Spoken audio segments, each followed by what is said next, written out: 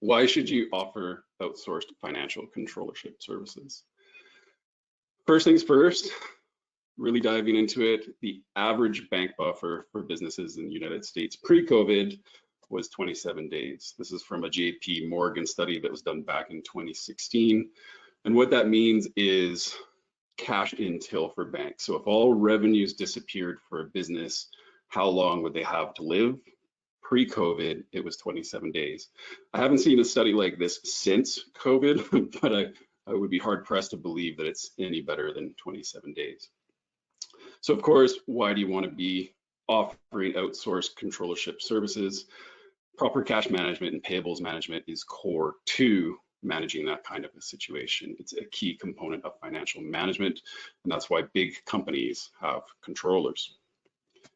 That said, controllers cost a lot of money to have in-house. Smaller businesses simply can't afford to have that same in-house power that the big businesses do, and that's where you, trusted professionals to your clients, can help provide that service to them through fractional controllership services. So not only does that provide the support your client's needs, but it also represents an opportunity for you to escape, quote unquote, the grind that we hear quite often from our clients, and even working in industry myself. Compliance and tax work is a lot. It's a lot of hard work, and we're just saying that there's other revenue streams that you can follow. There's other things that you can do with your clients that they truly value. In doing so, you can earn more revenue per client because you'll be adding services onto them, and you'll probably have higher margins per client once these services and systems and processes are in place, because you're combining services, you're gaining efficiencies, and sometimes advisory work is actually higher margin than tax work. Depends on, if we're actually what we're comparing. Generally speaking, using advisory services, you can generate higher and more consistent monthly recurring revenue, which means better cash flow for yourself, which is definitely a positive thing.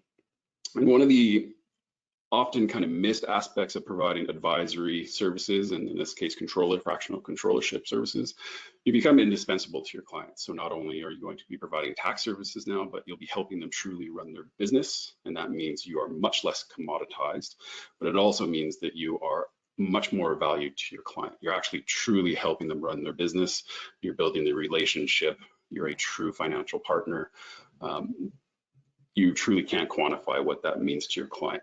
It's a huge, huge win for everybody.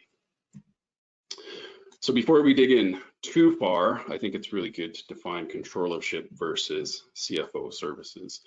As everybody on this webinar probably knows, CFO services tend to be a lot more strategic and long-term in nature.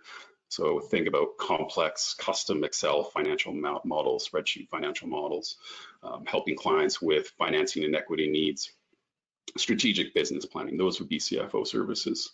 Controllership services tend to be short or medium term in nature for basically now till the next 12 months in time frame.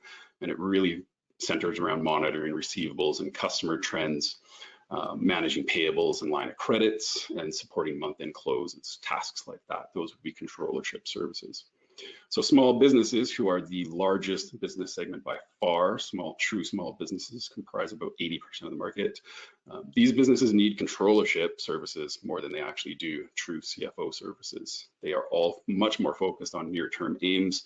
So what do I need to do in the next 12 months to achieve my aims? They do think about the strategic services for sure. They've got their 3-year plans, their big, hairy, audacious goals that they want to meet. But the reality is they're more living in the now than they are 5 years from now, which means controllership services are actually more in demand. And so to be clear here, that's what we're talking about, true controllership services. But we do want to be careful there, because sometimes you'll see practitioners out there marketing themselves as fractional CFOs, but what they're doing is controllership services. And the reason for that is because most small businesses don't actually know what a controller is. That's more of a technical accounting term. So, marketing tidbit there for everybody. If you want to start advertising yourself as a fractional CFO, I actually don't believe there's anything wrong with that if you're providing controllership services, because it does resonate with people a little bit more than a fractional controller.